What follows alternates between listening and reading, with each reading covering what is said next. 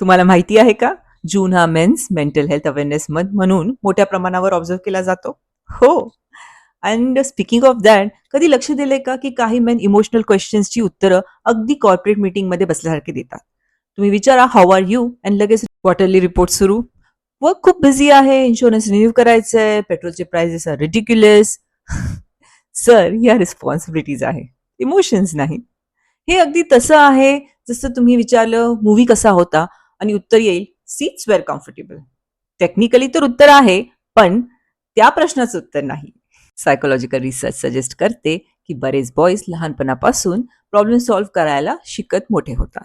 फिलिंग्सला नाव देणंही आधी. याचा अर्थ हे नाही की त्यांना फिलिंग्स नसतात किंवा त्यांना फरक पडत नाही, पण त्यांनी आधी वेगळे स्किल्स शिकले असतात. म्हणून कधी कधी ते सांगू शकता कारमधून आवाज का येतोय, फुटबॉल स्कोर्स किंवा स्टॉक मार्केटमध्ये काय चाललं आहे. पण विचारा व्हॉट इज बॉदरिंग यू आणि अचानक system start buffering. While being responsible, dependable and hardworking are wonderful qualities, but men's mental health पण तितकीच महत्वाची आहे. तर एक जेंटल रिमाइंडर, जर स्ट्रेस किंवा ओव्हरवेल्म बराच काळ तुमच्या आयुष्याचा भाग झाला असेल, सगळं एकट्याने कॅरी करणं गरजेचं नाही. तुमच्या विश्वासाच्या व्यक्तीशी बोला आणि गरज वाटली तर मेंटल हेल्थ प्रोफेशनलशी बोलणं सुद्धा पूर्णपणे ओके आहे. कारण इमोशन्स कारमधल्या त्या मिस्टिरियस आवाजासारखे असतात.